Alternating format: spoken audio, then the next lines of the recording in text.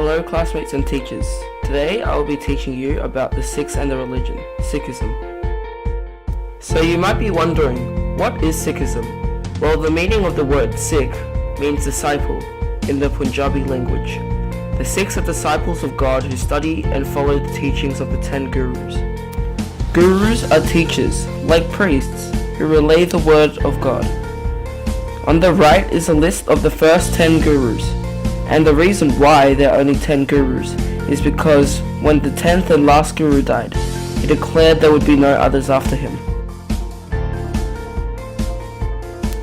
Gurus record their sacred work in a special book named the Guru Granth Sahib, similar to the Bible. It is kept under a special canopy in Gurdwara, Pakistan. The text was translated to English for the use of Christian missionaries.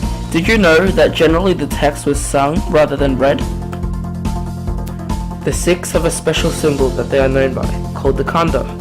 It is made up of a double-edged sword, which is also called a Khanda. A chakra, a circle representing God, being without beginning or end, and 2 crossed swords called kirpan, representing authority and power. The Sikhs follow a set of rules or beliefs, like the 10 Commandments in Catholic terms. These rules on the screen are philosophies passed down from God to the Gurus. They've written them down for the Sikhs to follow.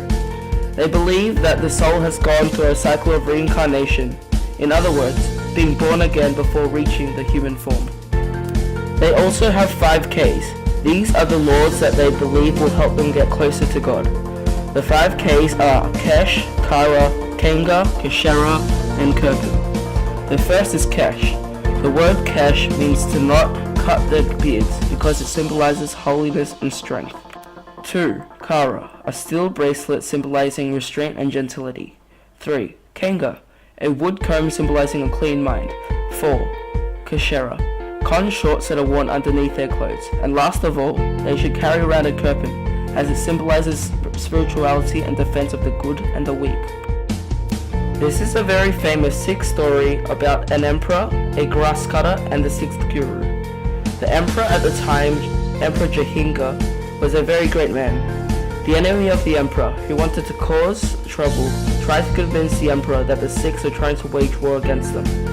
He claimed that he sent a group of people to kill the 5th Guru, but the emperor's advisor was very wise and said that the Gurus were a noble bunch of people who did not seek a kingdom. The emperor then met up with the Guru and got to know him a little better. The emperor then asked the Guru if the Sikhs called him the false king. He responded that God was the only emperor. The emperor was still not satisfied and returned to his tent. Later, a grass cutter sought to see the true emperor. He asked the 6th Guru if the true emperor was around. He pointed to Emperor Jahinga. The grass cutter then went up to the emperor and prayed to him, thinking that he was the 6th Guru. The emperor then realized that the Sikhs called the Guru the true emperor naturally, and the emperor admitted that the true emperor was in fact the Guru. And that day, the emperor realized that all emperors and kings were under God's power. This story's moral was to always have faith in God. The Sikhs generally didn't perform many so-called blind rituals, such as fasting, as referred to in their belief. But like Catholics, they have the basic baptism and marriage. Naming their children is also counted as a ritual. Once there is a newborn child, their parents are obliged to take their child to Gurdwara for a naming ceremony. The typical Sikh social structure begins at God being the most important figure, down to the 10 Gurus, then down to all the normal Sikhs.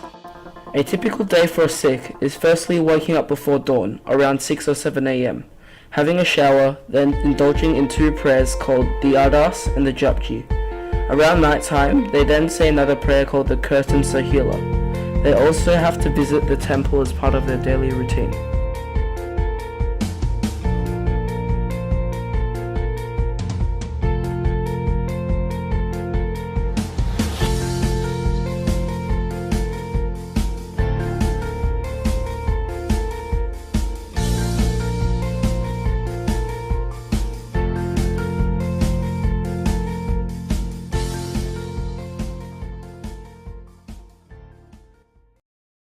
Created using Powtoon.